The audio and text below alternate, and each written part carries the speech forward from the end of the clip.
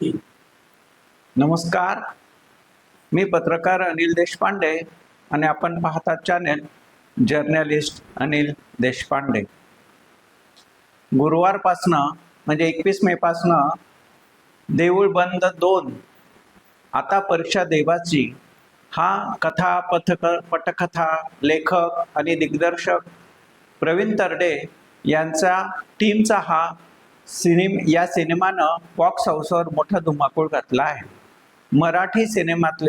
मराठी चित्रपटातले गर्दीचे आणि उत्पन्नाचे एक मोठे विक्रम हा सिनेमा प्रस्थापित करणार असं चित्र बॉक्स हाऊसवर दिसत आहे. नुसताच हिट नव्हे तर सुपरहिट झालेला हा सिनेमा आपण सर्वांनीच बघितला पाहिजे. स्वतः एक अस्सल शेतकरी असणारे प्रवीण तरडे यांनी शेती, विशेषतः शेतकऱ्यांच्या समस्या या प्रश्नाला, या एका ज्वलंत प्रश्नाला या चित्रपटाच्या माध्यमातून हात घातलेला दिसतो. आणि आत्महत्या करणाऱ्या शेतकऱ्यांना एक मोठा संदेश या चित्रपटाच्या माध्यमातून मोहन जोशी, ज्यांनी स्वामी समर्थांची मोठे दिग्दर्शक, ज्यांनी स्वामी समर्थांची भूमिका केली आहे, त्यांच्या माध्यमातून आत्महत्या करणाऱ्या शेतकऱ्यांना एक मोठा संदेश या निमित्तानं त्यांनी या चित्रपटाच्या माध्यमातून दिला आहे. एका मुलाखतीत देखील त्यांनी दिग्दर्शक प्रवीण तरडे यांनी असं स्पष्ट केलं की हा सिनेमा पाहून एक जरी शेतकऱ्याची आत्महत्या थांबली, मी ती थांबवू शकलो, तर हा सिनेमा यशस्वी झाला असं मी नक्की समजेल. एवढंच नव्हे तर या चित्रपटाच्या माध्यमातून मिळणारा नफा हा गोरगरीब शेतकऱ्यांच्या शिक्षणासाठी खर्च करणार असण्याची घोषणा देखील दिग्दर्शक प्रवीण तरडे यांनी केली आहे.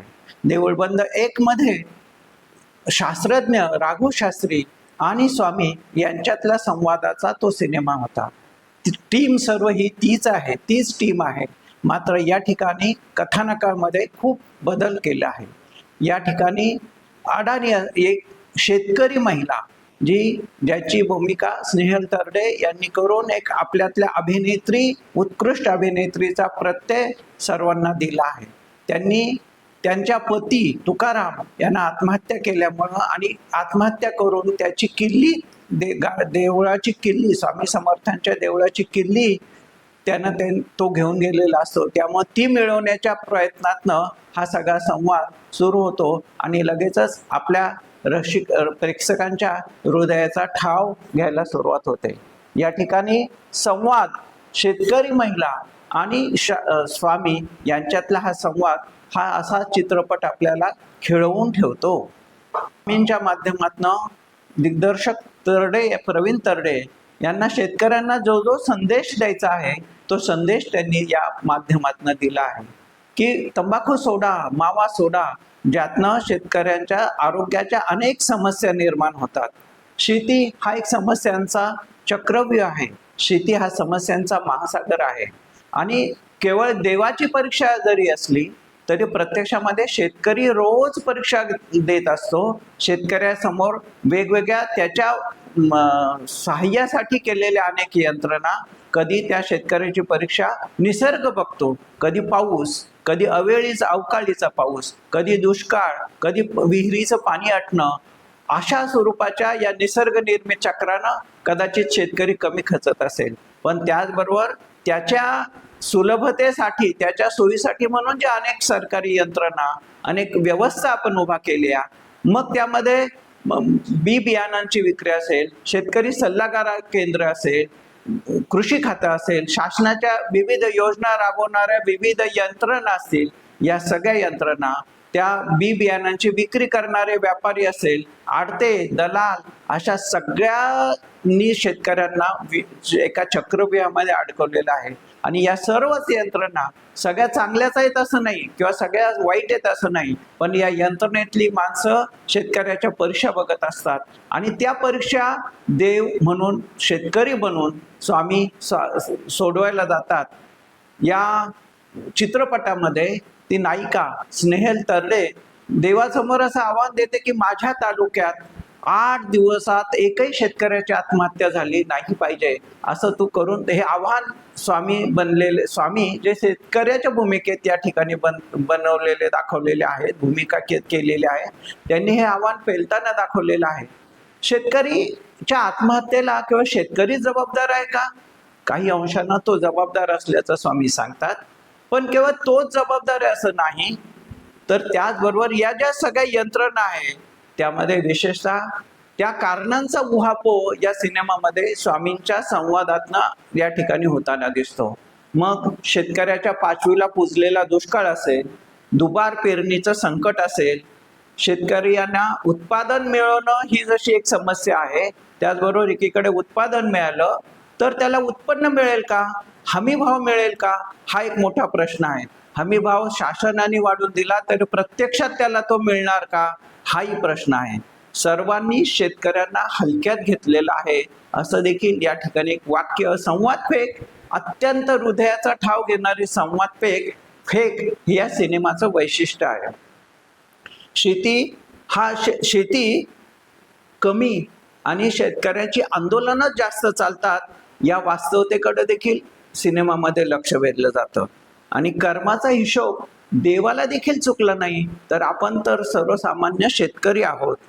खोटी इज्जत, घराण्याची इज्जत, त्याचबरोबर त्यासाठी लग्न व इतर सोहळ्यामध्ये होणारी वारेमाप खर्चाची उधळपट्टी, त्याचबरोबर सरकारी यंत्रणा, अधिकारी, शेतकरी सल्लागार केंद्र, कृषी सेवा केंद्र, बँका, कर्जबाजारीपणा, भाऊबंदकी, हुंडा, त्याचबरोबर अवकाळी पाऊस, व्यापारी, दलाल, अशा अनेक अशा अनेक यंत्रणा ज्यामध्ये काही अपप्रवृत्ती शिरलेल्या आहेत.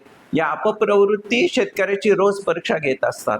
आणि कर्जमाफी शेतकऱ्याच्या आत्महत्येपासून दूर व्हावा म्हणून शेतकरी त्याचं प्रमाण कमी व्हावं म्हणून सगळ्या यंत्रणा काम करत असतात, परंतु तरी देखील शेतकऱ्यांच्या आत्महत्येचं प्रमाण काही कमी व्हायला तयार नाही. शेतकऱ्यांची कर्जमाफी आपण अनेकदा दिली, पण कर्जमाफी हे अंतिम सोल्युशन नसल्याचं देखील स्वामी या सिनेमामध्ये सांगतात. टोमॅटोला भाव मिळवण्याचं आव्हान ती नायिका स्नेहल तरडे त्यांच्या समोर उभं करते आणि ज्यामध्ये टोमॅटोला भाव मिळाला नाही म्हणून टोमॅटोचा लाल चिखल झालेला देखील आपल्याला दिसतो. शेती चमत्कार चालत नाही तर शेतीमध्ये घाम गाळावा लागतो या वास्तवतेकडे देखील सिनेमा आपलं लक्ष वेधतो. त्याचबरोबर सातत्यानं देव आहे की नाही, देवाच्या अस्तित्वासमोर आपण सगळे प्रश्न उपस्थित करत असतो. म्हणून स्वामी भक्तांना आणि शेतकऱ्यांना सगळ्यांना आव्हान देतात की हो, मैं गया नहीं, मैं जिंदा हूं.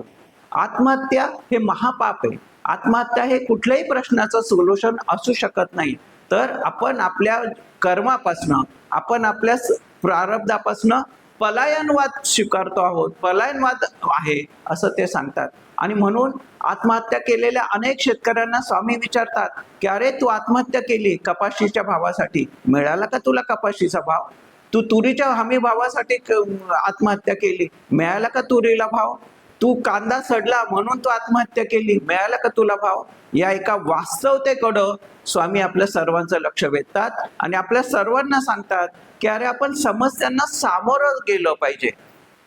त्याचबरोबर शेतीत आज महिलांचा सहभाग फार मोठा आहे. महिला फार मोठ्या प्रमाणात शेतीत कष्ट करतात आणि शेतीत पुरुषांच्या पेक्षाही अधिक प्रमाणात किंवा पुरुषांच्या बरोबरीनंच नव्हे तर त्याच्यापेक्षाही अधिक मोठ्या प्रमाणात आज शेतीमध्ये महिला उभ्या राहतात.